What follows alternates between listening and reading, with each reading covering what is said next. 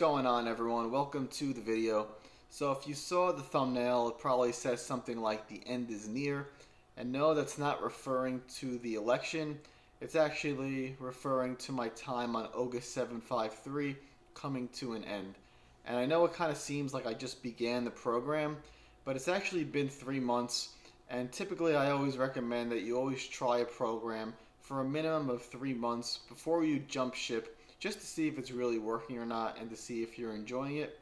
So it's been 3 months, 3 full cycles on it, and it's time for me to jump ship.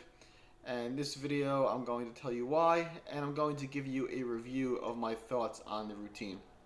I'm also going to play some clips from my latest deadlift workout, which is 10 sets of 3.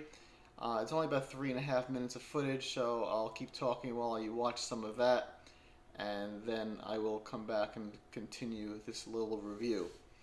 So on the deadlift workout, 10 sets of 3, it's 85% of my max, so we are doing 420 pounds.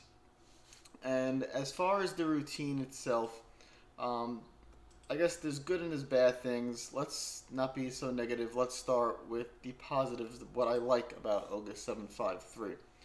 So the good things is it's a 4-day-a-week routine. I do think 4 days per week is a good amount of time to be in the gym. It's not too little and it's not too much. Good way to balance your life around it. Second thing, I like how it focuses on the big 4 lifts. It allows you to still focus on strength because the first exercise of the day that you do is the main compound lift. So you focus on squat, deadlift, whatever the day is, focus on strength, but then you still get to focus on hypertrophy work afterwards. So you basically get the strength out of the way and then move on to the hypertrophy, and I do like that portion of it. Another thing I like on the routine is the way he has the reps staggered. What I mean by that is you don't do all of your 10 sets of 3 for all 4 lifts in the same week. Otherwise, you'd be very tired. It would be very boring as well. Like, you don't do 10 sets of 3 on deadlifts, then 10 sets of 3 overhead press, 10 sets of 3 bench. So you do 10 sets of 3, let's say, on deadlift, but then you do 7 sets of 5 on overhead press. So I like that because it keeps your body a little fresher rather than get burnt out on the harder weeks.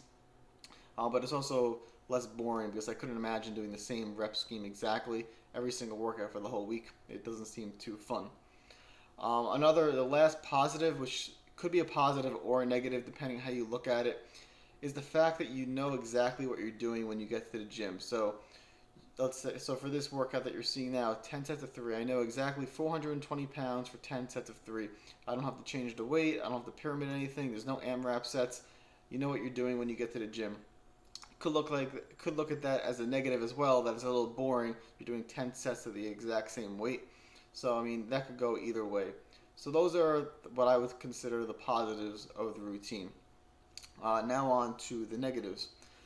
First negative is I feel that it's too light to get strong. What I mean by that is the highest percentage that you ever lift is 85% for 10 sets of 3. That's the heaviest. So 85%, that's not that heavy, and that's the heaviest you're ever going to be lifting. It doesn't ever call for maxing out. It never calls for heavy singles, never calls for anything above 85%. So if your goal is actually to get stronger, I don't really think lifting once per month at 85% being the heaviest is really the best way to go about it. Even a routine that gets criticized is 5-3-1 for not lifting heavy enough, but even there you have multiple weeks in the cycle where you're at 90% and 95%.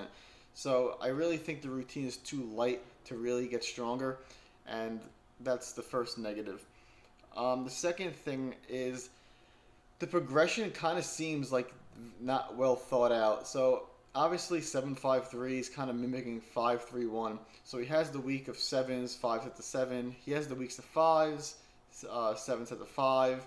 He has 3, 10 sets of 3. And then it kind of seems like he didn't know what to do with the 4th week. He wanted to make it a little different than 5-3-1. So he throws in 6 sets of 6. And the 6 sets of 6 just doesn't seem very well thought out because you're doing 6 sets of 6 at 70% of your max. But on the week of 5 sets of 7, you're doing 75% of your max. So you're doing 1 extra rep with more weight than the other week, which to me makes 0 sense because the 6 sets of 6 is essentially a mini deload in the middle of your workout which doesn't count as a deload. And I don't know if it was an oversight or what, but I don't like that week. Do keep in mind there's two versions of Ogus 753. One does not include the 6 sets of 6, but that's the version I chose to run, and that's something that I didn't really like too much about it. Another thing that I don't like is that the routine is time consuming. For most people trying to get stronger, there's other ways to go about it. You don't need to do 10 sets of an exercise. To realize 10 sets takes so long to do, to warm up, to do it. Even 7 sets is a lot, 6 sets is a lot. For most people, I don't really think you ever need to do more than 5 sets. Otherwise, you're wasting a lot of time in the gym where you could be doing other things. I don't mean outside the gym, but you could be doing other exercises in the gym, and I think 10 sets on any exercise is too much. Even 7 sets is a lot as well.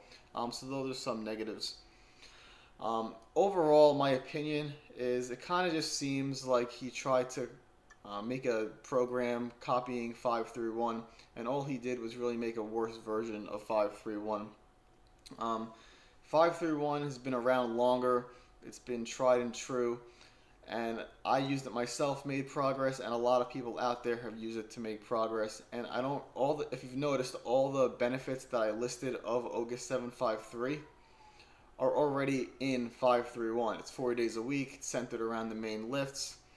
And the thing about 531 is that there's so many different variations. So for example, if you're a power lifter, you don't need to do so many accessory exercises. If you're a bodybuilder, you can incorporate more accessory exercises.